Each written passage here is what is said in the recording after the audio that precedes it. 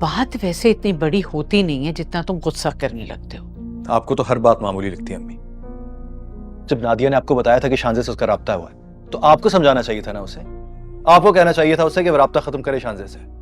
शांजे उसे दोस्त समझती है बेटा, बल्कि मेहंदी की रात तो वो सबसे कहती फिर रही थी कि नादिया मेरी बहनों की तरह है। अम्मी ये छोड़ें कि वो क्या कहती फिर रही है, आप वो सुने जो मैं आपसे कह रहा हूं। बेटा अब तो हाँ कर दी ना, अब कैसे मना कर सकती हूँ। नादिया को खुद मना करना चाहिए था। इस दावत से तुम्हें क्या मसला है?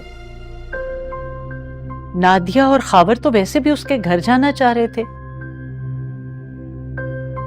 वो क्यों?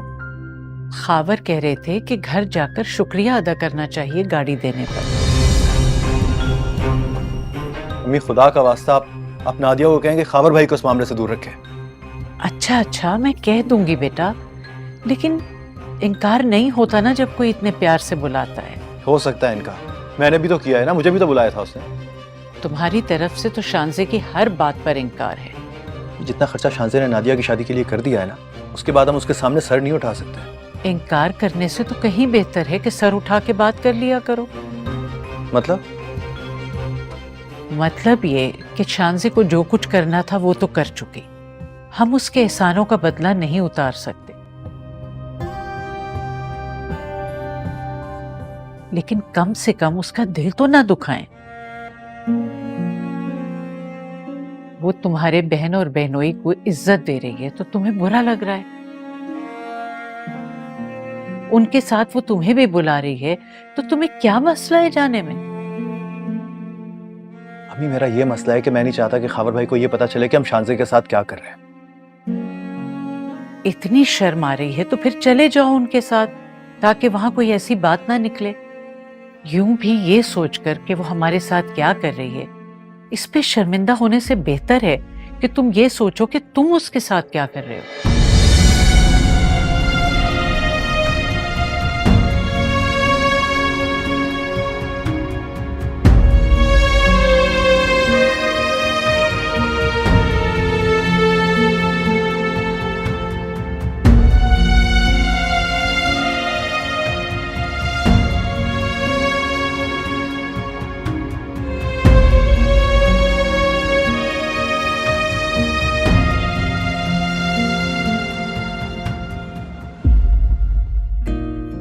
आपने खामखा इतना तकल्लुफ कर दिया, हम तो अभी तक पहला आपका शुक्रिया अदा नहीं कर सके।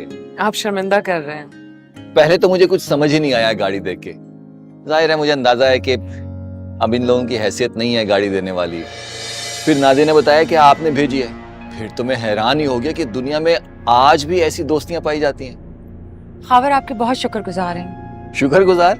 भाई बहुत हैरान हूँ, आप जैसी इतने बड़े घर की बेटी और अल्लाह ने आपको मोम जैसा दिल दिया है। अब नादिया आपकी बहुत तारीफ करती है। आप बहुत खुशकिस्मत हैं, इनसे शादी हुई आपकी। सुन लिया आपने? आप तो मेरी बात मानते ही नहीं है। भाई अब तो मानना पड़ेगा, अब तो शांजे ने इस बात पे मोहर लगा दी। अब तो वाकई अपनी खुशनसीबी पे ना यकीन हो गया मुझे। मैं हमेशा आप लोगों के लिए दुआ गो रहूंगी कि आप साथ रहें और खुश रहें। आमीन आमीन।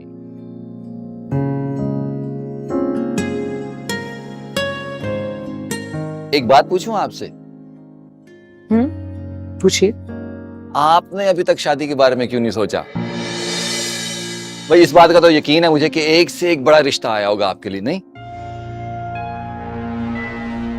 खबरी को टाइम है बात करने का। लो, इसमें ऐसी क्या बात है, मेरी छोटी बहनों जैसी है इसलिए पूछ लिया। आपने माइंड तो नहीं किया ना? नहीं। देख लो भाई, शांजे ने माइंड नहीं किया। ये ना हो घर जाके ना मुझ गरीब पे जो है ना मुझे डांटना शुरू कर देना इस बात पे। आप मेरी डांट खा ही ना लें खावर। एक्चुअली मेरे मॉम डैड चाहते हैं कि मेरी शादी हो जाए और अपना बिजनेस मुझे हैंड ओवर करके वो बाहर सेटल होना चाहते हैं। तो मतलब आप अकेली संभाल लेंगी सारा बिजनेस? वो चाहते हैं कि मैं और मेरा लाइफ पार्टनर मिलके सब कुछ संभालें, लेकिन शायद अभी ऐसा मुमकिन नहीं है। अस्सलाम वालेकुम सर भाई। अस्सलाम वालेकुम। अस्सलाम वालेकुम। वालेकुम I hope I'm not late. Of course you're not. Thanks for coming. तुम कैसे अचानक आ गए भाई? मैंने इनवाइट किया था शानी को।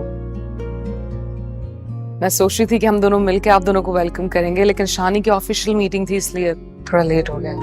आप लोग बैठिए ना, इतने फॉर्मल क्यों हो रहे हैं? खाना क्यों नहीं शुरू किया अब तक? बस वो बातों में ख्याल नहीं रहा। तुम्हारा वेट कर रही थी।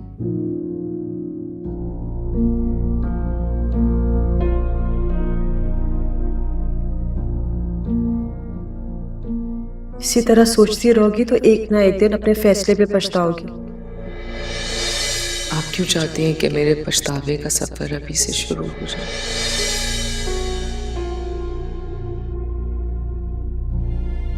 मैं तो तुम्हें बचाने की कोशिश कर रही हूँ तुम्हारे पछतावे से। शानी सिर्फ उसको अपनाएगा जिससे वो मोहब्बत करता है। जब तक वो ऐसा नहीं कर लेता तब तक मुझे मेरी मोहब्बत को आजमा लेने दें।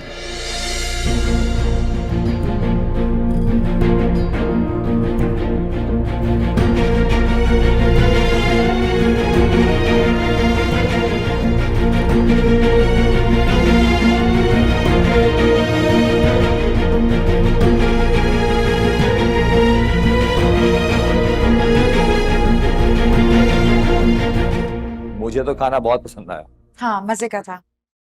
वैसे तुम मानो या ना मानो, शानी के आने के बाद ना शानजे की सारी तवज्जो शानी की तरफ थी। मुझे लग रहा था हम ऐसा फॉर्मेलिटी के तौर पे बैठे हुए हैं, असल दावत तो शानी की थी। फजूल के अंदाजे मत लगाया। अच्छा ना मानो, आने वाला वक्त बताएगा, मैं सच कह रहा था। अस्सलाम वालेकुम। वालेकुम। वालेकुम सलाम। बहुत देर कर दी तुम लोगों ने। सॉरी आंटी, वो वक्त का पता ही नहीं चला। आप अभी तक सोई नहीं, जाग रही हैं? नहीं, तुम क्या चाहते हो मैं सो जाऊं और तुम दोनों सैर सपाटे करते रहो? नहीं, को बता के तो गए थे कि शानजे ने दावत पे बुलाया था। नादिया से कहो कि अब बड़े लोगों से ताल्लुक खत्म करे। ये ताल्लुक निभाना आसान नहीं होता। माँ आप सही कह रही हैं कि बड़े लोगों से ताल्लुक निभाना आसान नहीं होता, लेकिन बड़े लोगों से ताल्लुक का फायदा भी बड़ा होता है। क्या मतलब? समझाऊंगा वक्त आने पर, अब आपको समझ में आएगी ये बात।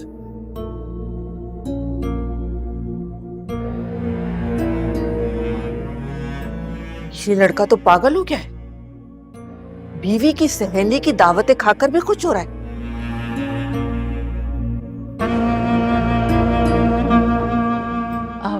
आप उस दिन शादी से जल्दी वापस चली गई थी, मुझे तो जब से आपकी फिक्र लगी हुई है।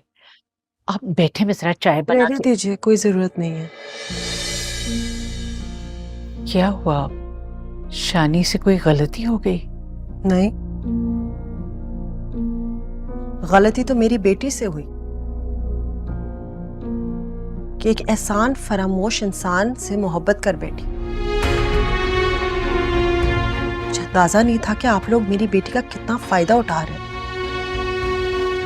आप गलत समझ रही हैं। हम तो बहुत एहसानमंद हैं आपके और शानजे के। नजर उठा के बात भी नहीं कर सकते। रही बात शानी की, तो वो भी एक दिन तस्लीम कर लेगा शानजे की मोहब्बत को। आप यकीन करें मेरा। शानी की अपनी क्या हैसियत है कि एक दिन वो मेरी बेटी की मोहब्बत को कबूल करेगा? मैं ऐसी कोई बात करने नहीं आई। मैं तो सिर्फ आपको ये बताने आई हूं कि आप जल्द से जल्द अपने भाई की बेटी से शादी कर दें उसकी, ताकि मेरी बेटी उसके इंतजार में हर अच्छे प्रपोजल को रिजेक्ट ना करे। लेकिन हमारा तो अभी ऐसा कोई इरादा नहीं है। तो बना ले, जो काम सालों बाद करना है वो बेशक अभी कर लेना। छोटा मुंह बड़ी बात। अभी आपने खुद कहा कि शानी की कोई हैसियत नहीं है। ये हैसियत ही तो हमें रोकती है शानजे के बारे में सोचने से। जब मेरी बेटी की आंखों में ख्वाब जगा रहे थे तब तो हैसियत के बारे में नहीं सोचा आप लोगों ने।